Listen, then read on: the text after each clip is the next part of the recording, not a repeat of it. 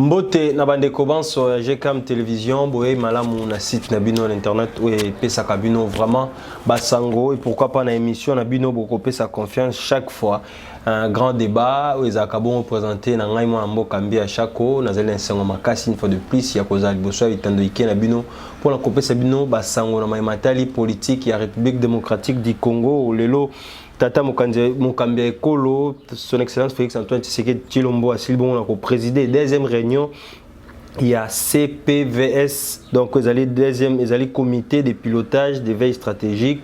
et c'est là qui bon cause à la cité de l'OIA Tokolobelape accident au ici le Kosalama Congo central 12 personnes basili bon kokufa kuna na Mbanzangungu Tokolobelape une fois de plus les Kambotali enrôlement à bientôt la République démocratique du Congo Pambate Kalate bandeko ba kozwa ba carte d'électeur parce que une koloba était en 2023 ma ponomi ezali na programme ya CENI donc le ligne moko nazali ngai moko te sika nazali na mwana mboka azali pembe na ngai donc azali moko ya ba président parlementaire debout oyo ako se présenter une fois de plus liboso bitando ki na bino ezali na mbala liboso te ya koya katkat na plateau oyo azalaka déjà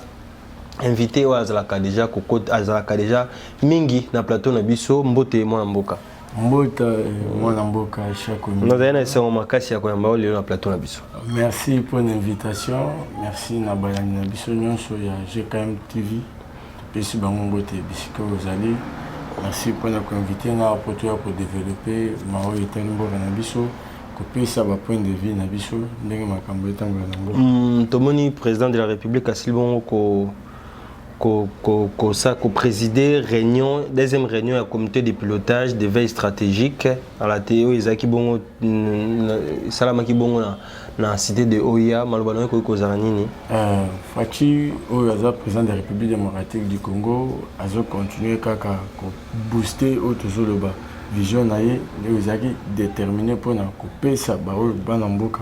toujours bien ko rendre la République démocratique du Congo meilleure. Yango moni ba réunion jo salema à chaque instant azo monter ba stratégie pour na ko pisto zo ba vision na e kende liboso pour na bien-être du peuple congolais. Yango moni réunion on est tout salema. To continue directement na ba actualité to moni Denis Kadima Silbon ko lancer to peut bientôt ndaza ko lancer mais matali enrôlement na kati République démocratique du Congo ezaki déjà lelo asala ki bon ko sala déjà conférence de presse na matali enrôlement pe ko pesa ba kit complet na ba ko lancer déjà offre wana déjà donc tout ba bientôt enrôlement et cause déjà en ville province à Kinshasa pourquoi pas pe na ba province mususu. Merci pour na mutuna. Oui, que volonté ya fati volonté politique na eza couper sa peuple congolais ma pendant 2023. Voilà. Pour battre mususu bazo se croit que ndenge fati za on encourager ba élection te.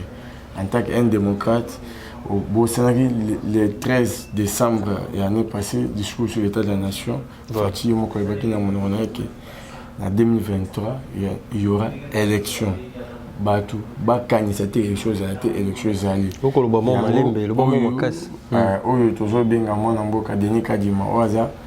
président CENI oza technique technicien ya makambo ma ponami de azana kati ya ko monter ba stratégie na bureau na mobimba donc eza moko ba réponse na ba bato baloba ke te fachazo penser élection te azo penser na glissement eza moko ba réponse eza moko ba réponse pour fati aza déterminé pour réserver élection. Pour battre les autres, croire que l'élection est arrêtée, ils ont fait archiver. Mais il y a moko na malobanaï, la volonté politique naï, pour ça na mopona, que paye sa peuple congolais ma ponami. Et moi moni moi na mboka Denis Kadima, au toujours saluer en passant, na musala ou bazan katia musala,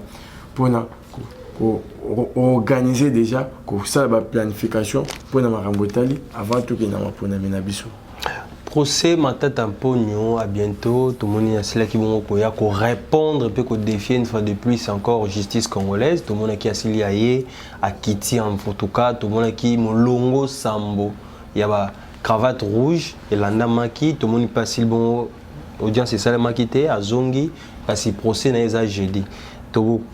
Il y a sika to zelani akozala quitter to penza za concernant matali Matali Matata Mpogno eza batu baza habilité pour na kopesa komona ki azwa ki mosolo ya mboka na biso ya l'état bi azwa kité bato wana ezande ba juge yango to amona ki mokolo ba bengisaki pour na ko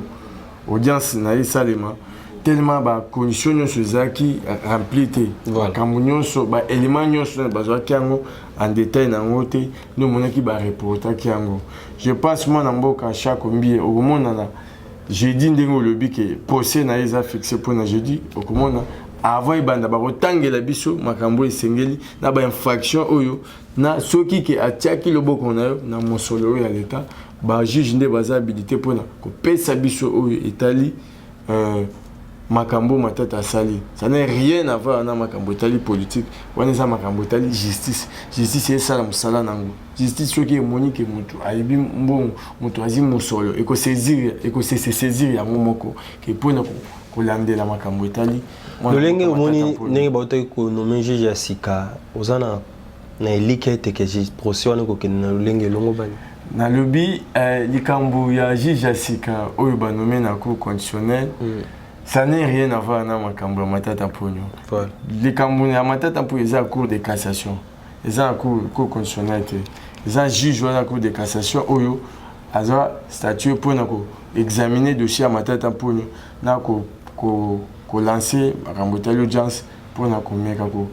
la qui se biso éclaircissement que ceux qui réellement manamboka Matata Pogno a tchaki le boko naye a détourné biso mosolo. Oyo ezaki aluwe mpona makambo etali bokangalozo na ba dossier mosusu. Voilà, ezali na ombala ya mbo akolanda GCAM télévision tosengaka eloko moko s'abonner na chaîne na biso puis au fini cloche ya notification po ya makama imanso malekaka na chaîne na biso. En tout cas oza penza la bienvenue, pourquoi pas partager sango na bandeko mosusu bazali nzinga na yo, partager lien boye bakubongo na ko s'abonner et kozala bien makasi po na biso. Tokoti une fois de plus na mama na likambo tomoni intégration à la République démocratique du Congo officiellement comme 7e état dans le sommet Afrique de pays de l'Est.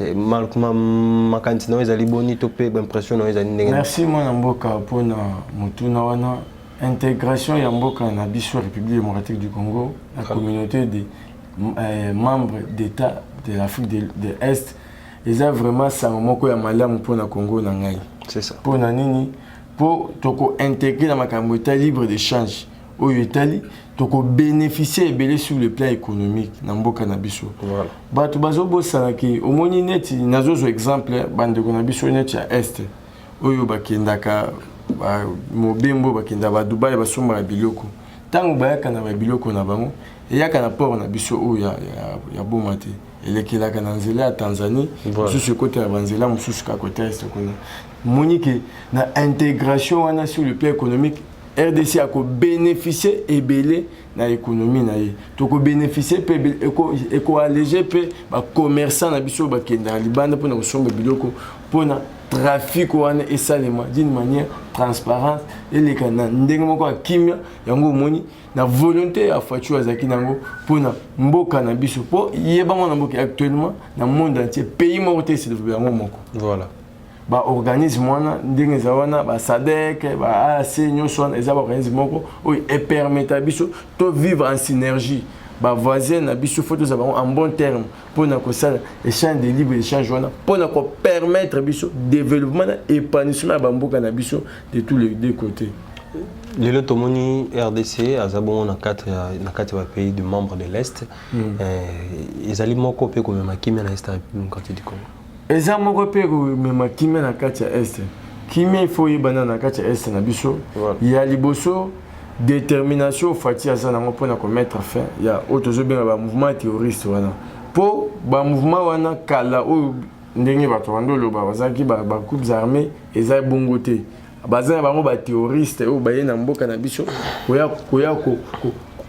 mettre désolation ko boma ko payer pour na ko ba richesse na biso ko kende ko sala ngo na ndenge bango balimi yeba ke na révélation oyo rapport moko tshobima OK Rwanda soko moya ta sur le plan international ya vente ya coltan yeba ke côte na isa ko kita pour nini au moins grâce à état de siège au mokozamboka à lansaki voilà et créaki et bimisaki ba révélation ebele yeba ke minerai nyonso bande ko bima na Congo d'une manière frauduleuse tant tozolo bawa ba kanonyo swana eza ko katana ba singanyo swana ba kati yango yango moni na kati ya Rwanda moni siko baza moi instabilité moko eza kuna pona vente ya bani pour Rwanda boni yo na mabele na yo ozani ni coltan ozani cobalt mais boni osala ba vente moko ya ba minéraux oyo na sous-sol nango ezate yango moni na intégration au mboka na biso tokoti na pays membre de l'Est wana na ba président mususu oyo fati alakisaki volonté pour na mettre fin de bako simba na maboko na synergie pour na mettre fin na kimia mettre fin na oyo to bengi guerre na désolation ezaka tia koleka na kati ya mboka na biso oyo bayini ya Congo na moko ya yeba ke mo guerre ndenge za bana ezaka ka ba Rwandais bazo travailler en complicité na ba Congolais bazo travailler en complicité na une partie de la communauté internationale oyo baza sima na bango pona ko sala ba manigance wana yango moni fati ya lobaki ke na senga kibino ke boya d'une manière officielle boya ko investir na mboka na biso soki boza poser ba minéraux wana boya d'une manière officielle kaka eloko moni usine ya raffinage ya or oyo ba installer na Bukavu ndeza pe moko ya créer instabilité na kati ya Rwanda pour Rwanda ndinga za wana raffinaka or ye azana na or soko ozo raffiner or ya batu mususu ozo zongo d'une manière légale mais ozo yibango ozo ya commettre ba désolation ozo ya ko piller ozo ya ko bebisa biloko ko violer ba mana biso pona ko yiba biso ba richesse na biso en complicité na une partie de la communauté internationale au bazar simonae pona ko c'est quand tout le bel état en général tout le bel niveau ya guerre est démocratique du Congo na ba banko la biso okopé ça état pour l'instant ils ont topé bilan pour l'instant bon bilan tangu tuza na kati ya koloba wa yebaki FARDC na biso topé se bango longonya na musala bazana na kati ya kosala pour ba territoire mususu oyo bandeko wana ba rebelle ba terroriste ba okipaki FARDC na biso na ba stratégie auti ko repousser bango ba zongisi bango sima makasi eza musala oyo FARDC azosala oyo esenga biso ta na implication ya fati oyo azolala te chaque jour azo monter ba stratégie na ba équipe na yo baza pembeni pona ko mettre fin na oyo to lobi kimia yeba ki fati lobi ki a se sentir à l'aise a se sentir président de la République car soki kimia zone na est tripartite Angola et fouti déjà tonan ne fouti te bon tripartite Angola eza moko ya piste po yeba na politique toza des volets ya liboso toza volet diplomatique na volet à guerre koto tokoza tozo bundo mo ndenge zoleka na Ukraine na Russie koto yo bitumbezo bundama table de négociation pesali c'est que po les adage moko elobaka ke celui qui veut la paix prépare la guerre ndenge biso déjà tomoni ke Rwanda oyo azaka cha ko agresser biso po c'est toute la première fois yebake banda ba régime eleka na Congo aucun président de la République a tika kolobango d'une manière officielle ke ko accuser Rwanda directement ke ye muto za agresseur na biso na fati a joué courage en tant que moi na mboka en tant que deux pères de mère pour na ko dénoncer que Rwanda nde muto azo agressé biso à travers ba groupes armés naï au toujours bien ba M23 oyo bazo mettre des actions dans la population mais médiation oyo salima et pas président Lorenzo oyo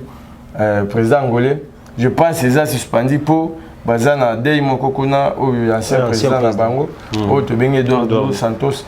ba parti prenant to bengi ba kutana pona ko pesa ba modalité wana baninga bakuta les 14 mai vie makambo etali ya de je pense les a reporté je pense ba ozonga lisusu pour ba pesa po Kagame a comprendre déjà que ndenga za asuki déjà asuki déjà yango ndo moni na table de négociation ya kimbango pona ko repousser ba troupe na ye azongisa bango epa na ye basala makambo na bango en tant que ba Rwandais biso peto se réjouir na mboka na biso en tant que ba Congolais ba des pères de mère le tomoni peuple rwandais pe ba komi côté mais là balobi plus de 44 ou plus de 400 soldats rwandais oyo basili bongo kufa na sol congolais pour l'intérêt Paul Kagame okolobani parce que le tomoni population rwandaise pe akomi côté mais la Paul Kagame kasi na ebisaka yo chaque fois na mboka chaque mbi yaki biso peuple congolais toza na problème te na peuple rwandais c'est ça peuple congolais a un seul problème avec un génocidaire qui s'appelle M. Kagame. Dans le gouvernement, il y a mettre des zones dans le biso. Le peuple rwandais a comprendre que Kagame, tellement azoya na Congo pour intérêt personnel, nous avons comment télémélaï. Il y a déjà fait un règne M. Kagame na Kigali. Dernière population va comment télémélaï bongo déjà. Ko pousser déjà à Libanda pour biso to linga to réintégrer to zone ça va relation na biso entre pour relation à bon voisinage faisant pour to za ba voisin to ko bebi c'était ce qui est pas moninge pelimoto atana ndako yo za na voisin na yo omonye pa na ye aza matanga yo ko sala fête ko sala fête baza ba voisin na biso to za na problème na bango te problème na biso ezana monsieur Kagame oyo azo mettre makambo mabe aya ko mettre ben sécurité na mboka na biso nde o biso tozana ya oli kambande ko loba à chaque fois donc tozana problème mon côté na peuple rwandais o akokota rabo yo mto ya na commentaire ou comme n'importe quoi tozana guerre contre ba rwandais te mais Paul Kagame na lokoso na ye ya koluka kozala millionnaire na mbongo abado ozosa calcul na mbongo abado richesse eza ya RDC Fatia a fungoli motema lobili kamba 50-50 oye na ngambu 50 okena na or osali ndenge 50 ya ekokite ya linga kazwa ka ebele koleka ta lelo ndenge ekomemaye malembe mais selon ba expert to pe ba analyste ebele ba koloba ezali kuda komema shit ya Canada Kagame déjà vers sa décadence eza shit ya règne na ye na kati ya Kigali voilà yebake ndenge na saluer eloko tcho lobawa courage ya peuple rwandais ou ba telemi pour ba comprendre que ba o baza bandeko na biso soki omoni atangamu na biso ya est ba échange to salaka commerciaux bandeko na biso ba kende oteka kuna ba ya kuna bakatisaka koto mais pour le moment nyonso wana relation ba nyonso eza ko katana pour le moment nyonso ezo salemate ba trafic wana ezo salemate eza déjà pour na ba commerçant eza déjà ezo créer moi déstabilité na ngamu na bango nde ba moni ke muto aza auteur ya makamwana azande Kagame azolunga na mboka na ye pona ko ya commettre auto zobenga commettre insécurité na mboka na biso yango moni peuple rwandais azotelemela ye ndenge wana eza suka ya Kagame yebaki Kagame aza susu na règne mulaite na kati ya Rwanda pour en tant que président de la République pour oza déjà libanda mokonzi Kinshasa gentiment mboka gentiment ngoblasile bon ko joli kanisi yako identifier ba étranger nyonso o bazali na République démocratique du Congo oyambaki yango ndenge nini mais likambo wana kutu eza na compétence na yete ya liboso oh otemeli eza na compétence na yete je pense aux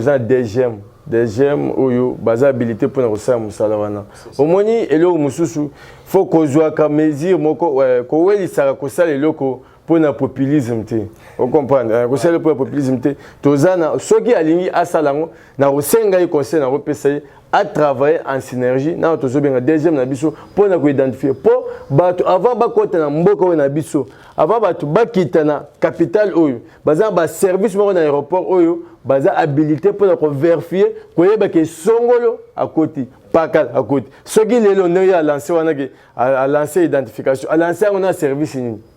omoni mutuna a lancer on a service nini o ba ko sala ngo or toza déjà na deuxième na biso oyo baza censé à koyebisa biso ke combien des étrangers toza bango na ville ya Kinshasa combien des étrangers toza bango na République démocratique du Congo mobimba eza mesure que je pense bon eza avis na ye ndenge à raison République démocratique du Congo à bientôt président SADC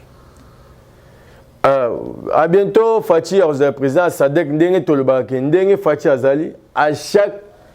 saison, à chaque trimestre, je veux que ba poste à Sika ezobakisama pour tous les présidents africains ba comprendre que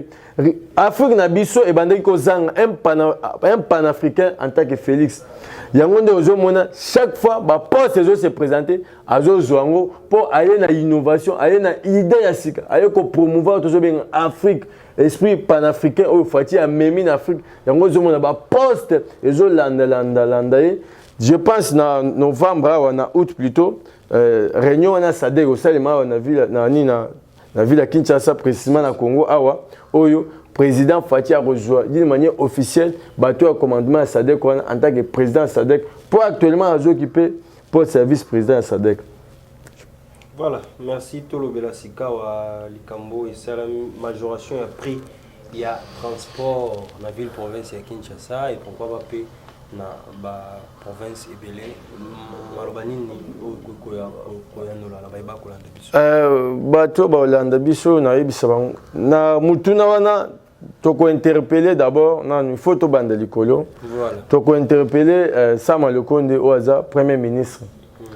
Azana ba ministre naye un ministre moko o tozo bien ministre à transport je pense Cherbe Okende monto oazo gérer secteur wana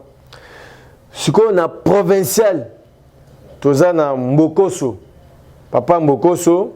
et monto aza ministre provincial ya transport mais tozo sentir absence totale il y a l'état dans secteur wana absence totale c'est que secteur wana est ingouvernable muto azo la mukane na tongo azo matisa prinde nga lingi mais kala to banda ko mon hôtel de ville abanda ko bimisa kitansi moko ya fixation ya ba prix siko tozo tourner siko nini service wana ekenda wapi ke omoni kaka lelo muto akomi atemi vati beton au lieu de travailler ya ko sala musala mais ozo s'injecter na ki populisme moko ya ki jale le moko ko sunga moko zambo eza ko yembela moko zite ko sunga mozambo eza ko accompagner vision na ye ko sala oyo moko zambo azo sala oyo esengeli pour ko répondre na oyo peuple azo zela eza ko yembela moko zambo ba yembela moko mais sala pe makambo oyo na tâche moko za pesio pour ça musala fallait o sala musala pour tant makambo ezo sala mais que population azo mona ba monter mbala moko population mix na ezo tala kaka Fachi yango te osenga Fachi il faut afongola misu côté wana a instruire premier ministre Sama Lokonde batala secteur wana o tozo benga ya transport pour actuellement secteur est ingouvernable mais tozo mona bazo relever ba ticket wana soki ba nini ba ticket mo bazo relever na nzela wana nde nazo mona ba déployer ba machine partout par-ci par-là mais siko wala ba we siko pona ko landela tozo hausse des prix nazo mona aucun service dans Zéla. Nous avons un service à temps au ministère des Transports pour la hausse des prix. Mais pour le prélèvement, il y a Bambon. Bambon est peine à recevoir un Mboka Gila Lingueto, un inspecteur, il y a patrouille financière, à l'andela baye bise bisoki mbongo wana kenda wapi et ça rappelle musanini pour état de droit za ko landela pe traçabilité à makambo.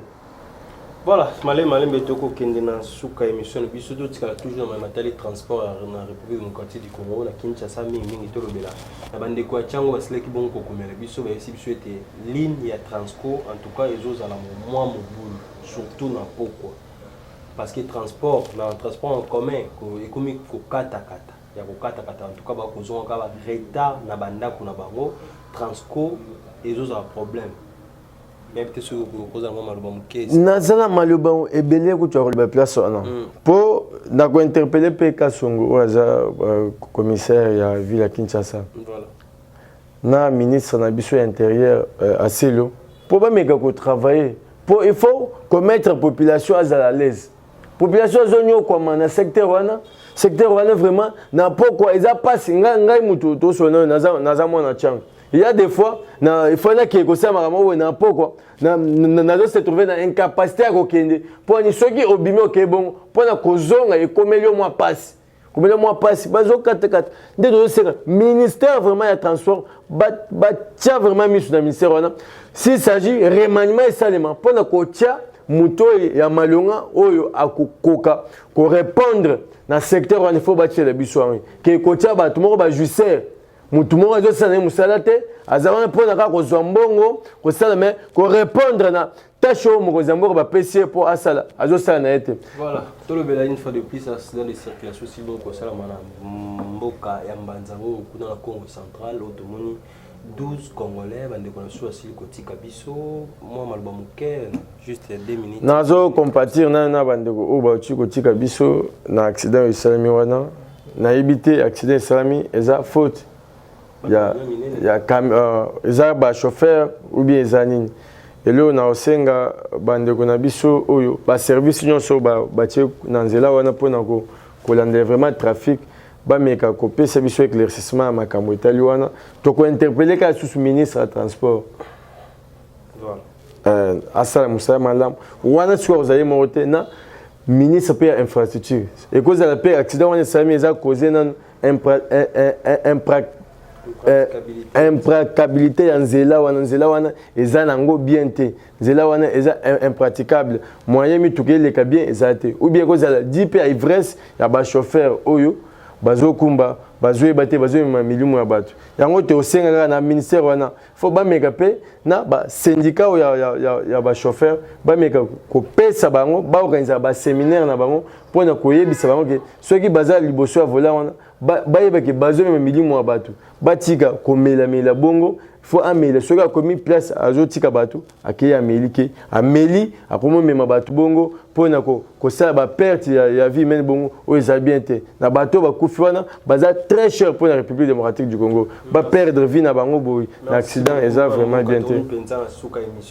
mais toko aussi ça te soki na tuni likambo ya 145 territoires te tokomi wapi sika wana likambo ya 145 territoires oyo eza méga projet ya mokonzi ya mboka Fati oyo eko permettre mboka na biso ekende liboso oyo eko booster développement ya Congo oyebi ke projet wana eza projet moko ya kitoko makasi ezosunga vraiment na ba province ezosunga na ba village ozobosana ke na ba village na biso bana mususu baza na difficulté ya kokota classe po nini po place bango bazo habiter na place école ezali eza musika siko bakotala ke mwana à l'âge de 5 ans il fallait akota déjà classe mais place azo habiter na place école eza par exemple 4 km au moins bana siko comme na retard pour akota classe bazo zelti à l'âge de 10 ans pour akota classe pour permettre que azana facilité à kolongwa place baza akoma classe azonga je pense projet waneza projet moko kitoko oyo ezo développer ba base na biso pour développement fait banda na base na se ba infrastructure ya malamu banzela ba école oyo ekosalema pour na kosunga République démocratique du Congo ekende liboso République démocratique du Congo ezaka ka Kinshasa te ezaka Lubumbashi te ezape village ezape Walikale ezape Bulungu eza République démocratique du Congo malobana ya suka poto kabana émission malobana ya suka na osenga peuple congolais bazala déterminer sima ya mokonzi ya mboka Faci Beton tozala sima ya FARDC na biso oyo azana kati ya ko prouver de quoi il est capable ya ko azaka cha ko bunda pona ko défendre territoire national na biso eza République démocratique du Congo mboko o biso tozanga ezaka moko tozana droit ya kotika attaque tenyi moko ekatana ke côté mususu yango moni peuple congolais biso surtout tellement tozala sima moko zamboka tozala sima mapinga na biso pona la face du monde que bino bat oyo bo soutenir pour ba ko mettre des relations avec la population biso ba ko mettre en sécurité bo souki cette fois-ci peuple congolais a déterminé a vigilant makasi pour na makambo etali guerre ya est je pense que aussi là et aussi là ka année pour décembre to ko fêter kitoko est vous avez vraiment kimia peuple congolais a kozana kimia na pesi merci na yo mona journaliste chaque combien dingo invité nga na émission na pesi directeur ya chaîne na pesi batunyo sombote na pesi mère nanga moko mama Mwambui place aza Cynthia na souhaiter ba mes condoléances place aux alindenge kufeli ezaka makambo vie numéro nanga soki bolingi bo contacter ngai boko zwanga na plus 243 85 431 1458 plus 243 85 431 1458 na pesi mapinga na biso nyonso mbote ba de père de mère nyonso na pesi ba mbote bisika nyonso bozaki voilà lelo na ko répondre mingi na baloba qui était état de siège ezali bilan moko négatif mais bilan sans que baloba sans que fatia loba sans que muto loba bino mo bomoni ya état de siège mingi ya kolobeza te tout pesa mokonzi mboka chance akende liboso na initiative azali kozwa ezali lolenge ya sika pe ya komema makambo ya sika parce que on a fait des années ici est na binelo ezaki toujours na est démocratique du Congo moto moko ayaki na solution te moto moko amemaki solution état de siège te or que ezali encore la constitution wana ezali devoir monene oyo la te tozali na président moko azali diplomate kati na biso bandeko nyonso baza na est République démocratique du Congo tozana bino na mitema na bazali na Congo central sika accident sili kosalema tozana bino na mitema yo po ozali na coin nyonso ozali ya République démocratique du Congo s'il y a un événement mon numéro est là okomi toko dénoncer toko lobela ngai na bino tokutani bongo mbala sima pe na invité mosusu ciao obeti quand même.